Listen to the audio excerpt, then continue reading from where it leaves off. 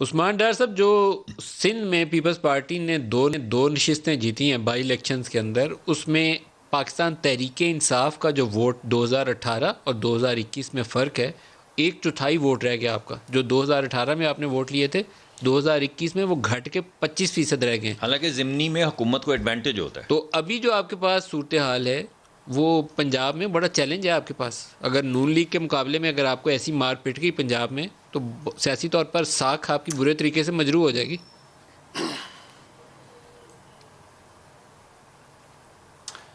देखिए मल साहब, पहले तो बिलावल साहब, मुझे नहीं समझ आ रही किस बात का खुशी और जश्न मना रहे हैं। ये दोनों सीटें ये पहले से जीते हुए थे।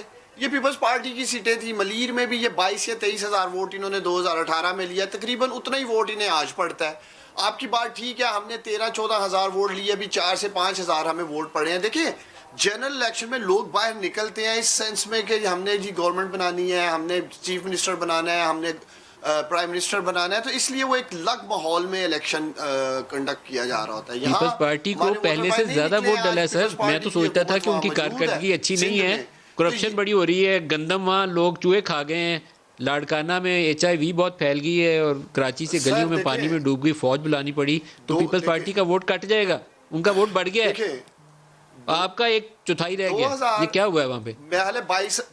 22 हज़ार से 24 हज़ार पे क्यों गए?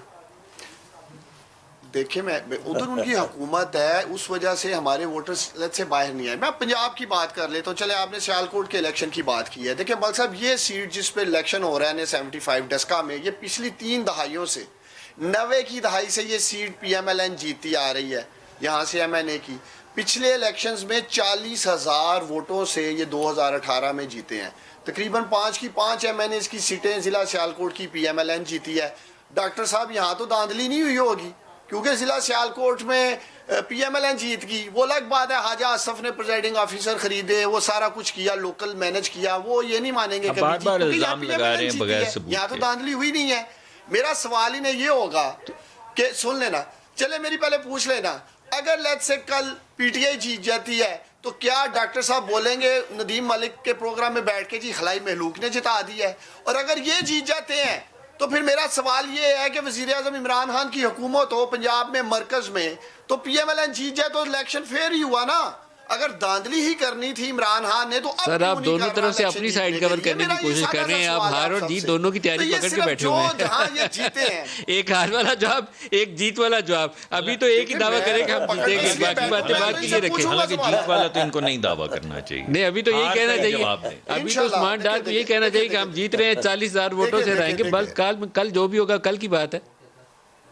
मैं मलिक साहब, मैं इनके परेशान लगते हैं मुझे डॉक्टर साहब। आपको बता रहा हूँ, जो ये कर देंगे या ये जो आप मुझे परेशान लगते हैं, दबाव का शिकार लगते हैं। इलेक्शन नहीं, परेशान नहीं लग रहे हैं। देखिए वो तो कैंपेन थी, उसकी वजह से दबाव का। देखिए पहले तो मैंने आपको कहा है कि ये वो सीट है जो 30 साल से जीत रहे हैं, 40 हज़ार वोटों से जीती है। और अब PMLN से नहीं हमारा मुकाबला। सर ये पेशबंदी अभी तो ना बांधे सर, इलेक्शन तो हो जाने दें। ये तो कंसेशन स्पीच, ये सर पोस्ट इलेक्शन वाली तकरीर है जो आप अभी कर रहे हैं। लगता है कंसेशन स्पीच आप दे रहे हैं। और आप अपनी गाड़ी में नोटों की गड्डियां दोबारा चेक करें, मुझे लगता है तादाद कम हो गई है। फिरदौस आशिक खान साहिबा का बयान जो है वो आपको गौर करना चाहिए उसके ऊपर। पाकिस्तान देखिए मल साहब,